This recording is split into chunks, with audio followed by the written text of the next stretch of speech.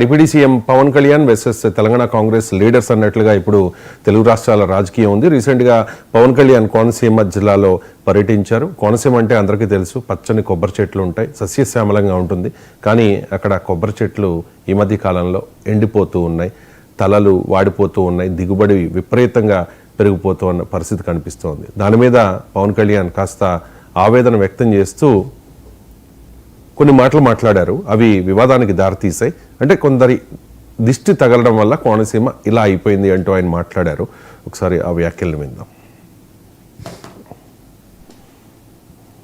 విడిపోవడానికి కూడా కారణం గోదావరి జిల్లాలో పచ్చదనం, ఆ శాపం తగిలేసినట్టుంది. ఈరోజు గోదావరి జిల్లాలో మొత్తం కొబ్బరి చెట్లతోటి తెలంగాణ నాయకులంతా అంటారు కొబ్బరి చెట్లతో చాలా ఆనందంగా ఉంటుంది, మీరు ఏమంటుందని పచ్చదనంతో చాలా బాగుంటుందండి. ఈరోజు కొబ్బరి చెట్లు ముండలు కూడా లేవు, అంత దిష్టి తగిలింది కోనసీమకి. సో నాకు నిజంగా చాలా బాగా కళ్ళ ముందు ఒక మొక్క ఎదిగి ముండు లేకుండా పడుతుంటే ఒక నిలువెత్తి ఎదిగిన బిడ్డ చచ్చిపోయినట్టే ఉంటుంది. ఆ బాధ నాకు తెలుసు. రాష్ట్రం విడిపోవడానికి కూడా కారణం గోదావరి జిల్లాలో పచ్చదనం, ఆ శాపం తగిలేసినట్టుంది. ఈరోజు గోదావరి జిల్లాలో మొత్తం కొబ్బరి చెట్లతోటి తెలంగాణ నాయకులంతా అంటారు కొబ్బరి చెట్లతో చాలా ఆనందంగా ఉంటుంది, మీరు ఏమంటుందని పచ్చదనంతో చాలా బాగుంటుందండి. ఈరోజు కొబ్బరి చెట్లు ముండలు కూడా లేవు, అంత దిష్టి తగిలింది కోనసీమకి.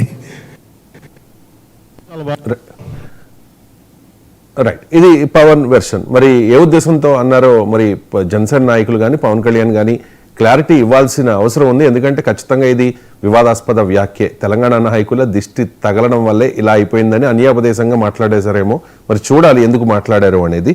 ఓకే, ఇది మాట్లాడి 2-3 రోజులైంది, కానీ ఇప్పుడు ఇది వివాదానికి దారితీస్తోన్న పరిస్థితి కనిపిస్తోంది. అసలు తెలంగాణలో పవన్ కళ్యాణ్ని తిరగనివ్వం, తరిమి కొడతాము అంటూ కాంగ్రెస్ నాయకులు మాట్లాడుతూ ఉన్నారు. ఒకసారి బల్మూరి వెంకట్ మాట్లాడారు, ఎమ్మెల్సీ పవన్ కళ్యాణ్ వ్యాఖ్యల మీద. ఒకసారి బయట ప్లే చేయండి. నిజంగా నీకు సిగ్గుంటే నువ్వు మాట్లాడిన మాటలకి కుటుంబ సమేతంగా తెలంగాణ రాష్ట్రాన్ని విడిచిపెట్టి వెళ్లి ఆంధ్రప్రదేశ్ లోనే ఉండు. నువ్వు కనీసం సోయి లేకుండా తెలంగాణ ప్రజలు అత్యధిక నీ సినిమాలు చూసి నేను గౌరవిస్తుంటే బల్బుతో ఈ రోజు తెలంగాణ రాష్ట్రం గురించి ఈ రకంగా మాట్లాడడం అనేది చాలా దురదృష్టవశాత్తము. నువ్వు ఇదే రకంగా నీ వైఖరికి నువ్వు తెలంగాణ ప్రజలకి తెలంగాణ రాష్ట్రంలో ఉన్న ప్రతి ఒక్కరికి క్షమాపణ చెప్పకపోతే తెలంగాణ రాష్ట్రంలో నీ సినిమాలు ఆడనివ్వము. నువ్వు రేపు పొద్దున తెలంగాణ రాష్ట్రంలో తిరుగుతే నిన్ను పరిగెత్తించి తెలంగాణ రాష్ట్రంకి వెళ్లి కూడా తెలంగాణ యువత తెలంగాణ ప్రజలు తరిమి కొట్టే పరిస్థితి ఏర్పడుతుందని చెప్పి పవన్ కళ్యాణ్ హెచ్చరిస్తున్నా. రైట్, ఇక పవన్ కళ్యాణ్ వ్యాఖ్యల మీద సినిమాటోగ్రఫీ మంత్రి కోమటిరెడ్డి వెంకటరెడ్డి కూడా స్పందించారు. క్షమాపణ చెప్పాల్సిన అవసరం ఉంది, లేకపోతే సినిమాలు ఆడనివ్వము అంటూ ఉన్నారు.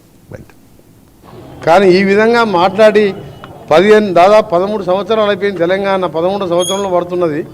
ఈ సమయంలో మా తెలంగాణను అవమానపరచొద్దని పవన్ కళ్యాణ్ గారు బేషరతుగా క్షమాపణ చెప్పితేనే తెలంగాణ ప్రజలు క్షమిస్తారు.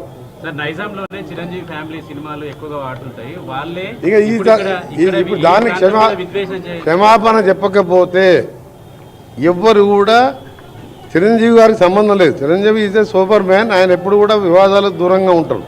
కానీ పవన్ కళ్యాణ్ కొత్తగా రాజకీయాలకు వచ్చి డిప్యూటీ సీఎం కాగానే తెలిసి తెలియకనే మాట్లాడిండో, మరి కావాలని తెలంగాణ వాళ్ళని అవమానపరచాలనుకుండో ఏమనుకుండో, కానీ దానికి క్షమాపణ చెప్తే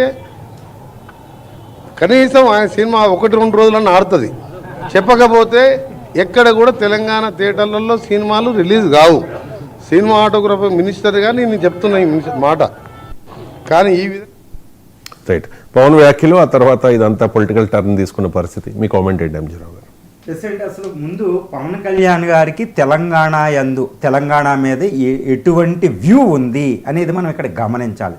ఆయన చాలా సందర్భాల్లో తెలంగాణ మూమెంట్కి, తెలంగాణకి సంబంధించి, తెలంగాణకి విలీనోద్యమానికి సంబంధించి చాలాసార్లు పవన్ కళ్యాణ్ గారు తెలంగాణ మీద తన వ్యూస్ని ఎక్స్ప్రెస్ చేసిన సందర్భాలు ఉన్నాయి. అవేంటంటే మొట్టమొదటిగా ఆయన ఒక మాట అన్నాడు తెలంగాణ కోసం. అదేంటంటే, నాకు ఆంధ్ర బర్త్ ఇస్తే తెలంగాణ నాకు రీబర్త్ ఇచ్చింది, మరో జన్మిచ్చింది అని ఒకసారి మాట్లాడాడు. అంటే తెలంగాణ నాకు చాలా చాలా ఇంపార్టెంట్ అని చెప్పడమే. ఇక రెండో సందర్భంలో ఆయన ఇంకొక మాట చెప్పారు, నేను ఈరోజు జనసేన ఉదయించింది ఎక్కడ అంటే అది తెలంగాణలో హైదరాబాద్లోనే నేను దాన్ని ఆ పార్టీని ఎస్టాబ్లిష్ చేశాను, కాబట్టి నాకు తెలంగాణ చాలా ముఖ్యమని రెండో సందర్భంలో చెప్పారు. దీన్ని బట్టి కూడా తెలంగాణ అంటే ఆయనకి ఎనలేని ప్రేమ ఉందని చెప్పొచ్చు. ఇక మూడోది ఏంటంటే జనసేన కార్యకర్తలకి ఆయన చాలాసార్లు ఉపదేశాలు ఇస్తూ ఆయన ఒక మాట చెప్పారన్నమాట. తెలంగాణ మూమెంట్ నుండి మనం చాలా తెలుసుకోవాలి. తెలంగాణ మూమెంట్ అనేది ఒక అద్భుతమైన ఒక మూమెంటు, నాన్ వైలెంట్గా ఒక రాజ్యాంగబద్ధంగా ఒక అద్భుతమైన మూమెంటు. ఎంత వ్యతిరేకత ఉన్నా మూమెంట్ సక్సెస్ అయింది. తెలంగాణ యువత, తెలంగాణ కార్యకర్తలు, అదేవిధంగా కేసీఆర్ గారు ఈ విధంగా మూమెంట్ చేయడం ఒక అద్భుతం. కాబట్టి ఈ మూమెంట్ నుండి జనసేన కార్యకర్తలు చాలా గుణపాఠాలు నేర్చుకుని మనం అద్భుతమైన అటు పేదరికం మీద దీని మీద యుద్ధం చేయగలిగితే మన పార్టీ వృద్ధిలోకి వస్తుందని తెలంగాణ మూమెంట్నే, తెలంగాణనే ఒక ప్రాతిపదికగా తన కార్యకర్తలకు ఆయన వివరించి చెప్పాడనమాట. ఇదేదో నేను చెప్పడం లేదు. కాబట్టి తెలంగాణపై పవన్ కళ్యాణ్ గారికి పూర్తి అద్భుతమైన ప్రేమ భావం ఉంది అనేది గుర్తుపెట్టుకోవాలి. ఇంకోటి ఏంటంటే ఇప్పుడు ఆయన కోనసీమలో ఆయన మాట్లాడారు, కానీ ఆ మాటల వెనకాల దిష్టి తగులుతుంది. ఇప్పుడు ఆంధ్ర కోనసీమ కొబ్బరి ఈ పచ్చదనం వల్లే జరుగుతుందంటే ఒకటి గుర్తుపెట్టుకోవాలి ఇక్కడ మనం. అసలు ఏ సందర్భంలో ఆయన ఉంటారు? అసలు తెలంగాణ ఏర్పాటు వెనకాల అసలు ప్రధానమైన కారణం ఏంటండి? అసలు 24 స్టేట్ హుడ్ మూమెంట్లు జరుగుతున్నాయి భారతదేశంలో. కానీ ఈ విదర్భ అని, నార్త్ ఈస్ట్లని, హరిత ప్రదేశ్ అని, ఈ నార్థన్ కర్ణాటక అని, తమిళనాడులో కోయంబత్తూరు రీజను 24 స్టేట్ హుడ్ మూమెంట్లు జరుగుతున్న స్టేట్ సెపరేట్ మూమెంట్లు. కానీ తెలంగాణ మూమెంట్ సక్సెస్ అయ్యిందండి. కానీ దానికి ఆధారం ఏంటి? ఇప్పుడు నేను దీనికి విషయానికి వస్తాను.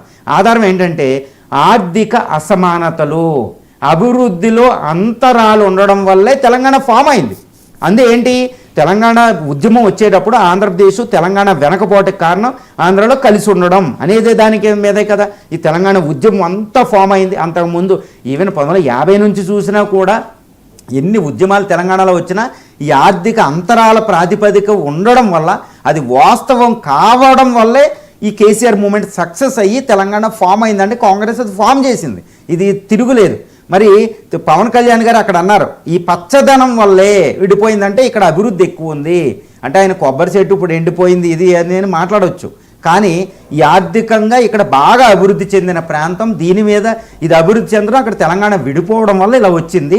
అప్పట్లో ఇలా వాదన ఉండేదని దాన్ని వేరే సందర్భంలో ఆయన ఉండారు. కానీ ఎట్టి పరిస్థితుల్లో కూడా నేను అంతకుముందు చెప్పాను కదా తెలంగాణ మీద ఆయన ఎక్స్ప్రెస్ చేసిన వ్యూస్, తెలంగాణ అంటే ఆయన ఎనలేని ప్రేమ.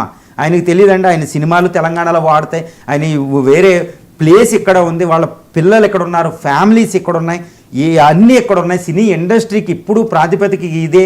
హైదరాబాదు విడిపోనా, తెలంగాణ విడిపోనా తెలుగు రాష్ట్రాల ప్రజలు ఎంతగా కలిసి ఉంటారు. ఇప్పటికీ జనసేనకి ఇక్కడ కూడా సపోర్ట్ ఉండడం, తన పార్టీ లేని టీడీపీ, కూటమిలో పార్టీలను టీడీపీ, బీజేపీకి ఇక్కడ బలం ఉండడం, ఇవన్నీ తెలుసు. కాబట్టి అనాలోచితంగా ఇది కామెంట్ కాదు. ఏదో అక్కడ ఏంటంటే తెలంగాణను అవమానపరిచే విధంగా మాత్రం ఇక్కడ కామెంట్ చేయలేదని ఈ విషయాలను బట్టి తెలుస్తుంది. మరి ఎందుకు ఇది వివాదం అయింది అంటే ఇప్పుడు తెలంగాణ రాజకీయాలు ఎలా ఉన్నాయంటే ఇప్పుడు కేసీఆర్ బీఆర్ఎస్ పార్టీ తెలంగాణ వాదంతో వచ్చిన పార్టీ.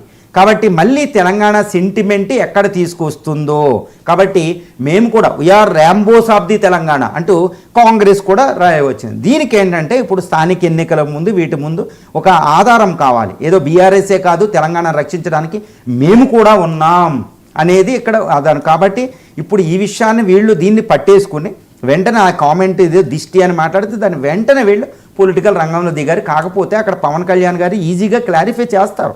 ఎందుకంటే అంతకుముందు ఆయనకు ఇప్పుడు అపాలజీ చెప్పుతారా లేదనేది కాదు, కానీ ఆయన ఏ ఉద్దేశంతో ఈ కామెంట్ చేశారో అనేది ఆయన తప్పకుండా క్లారిఫై చేసే అవకాశాలు అయితే ఉన్నాయి. కానీ అంతకుముందు తెలంగాణ యందు ఆయన ఎక్స్ప్రెస్ చేసిన వ్యూస్ అన్నిటిని ఆ డాటెడ్ లేనన్ని మనం అంతా కనెక్ట్ చేయగలిగితే తెలంగాణ మీద ఆయనకి ఎనలేని ప్రేమ ఉంది అని ఆయన చాలాసార్లు చెప్పారు. దాన్ని మళ్ళీ పునరావృతం చేయాల్సిన అవసరం అయితే లేదు. కాకపోతే ఇక్కడ ఉన్న పొలిటికల్ సిచ్యువేషన్ ఏంటంటే ఈ బీసీ రిజర్వేషన్ ప్రాసెస్ అని, తర్వాత అక్కడ ఉన్న కూటమి టీడీపీ జనసేనకి ఇంకా ఇక్కడ ఓటు బ్యాంక్ ఉండడం, అక్కడ ఉన్న ఆ కూటమిలో ఉన్న బీజేపీని ఇక్కడ ఇరుకులు పెట్టాలి అంటే, ఇక్కడ ఇప్పుడు ఉన్న బీఆర్ఎస్ని ఇరుకుని పెట్టాలి అంటే మేము తెలంగాణ సెంటిమెంట్ని ప్రొటెక్ట్ చేసి మేము కూడా తెలంగాణ సెంటిమెంట్ని ప్రొటెక్ట్ చేస్తామని ఇక్కడ అధికారంలో ఉన్న కాంగ్రెస్ అనేదానికి ఒక అద్భుతమైన అవకాశంగా దాన్ని ఉపయోగిస్తున్నారు. కానీ ఇది పెద్ద వివాదం అనేది కాదు. ఎందుకంటే అక్కడ ఉన్న సిచ్యువేషన్ మాట్లాడిన దాన్ని బట్టి ఇది వివాదం కాదు.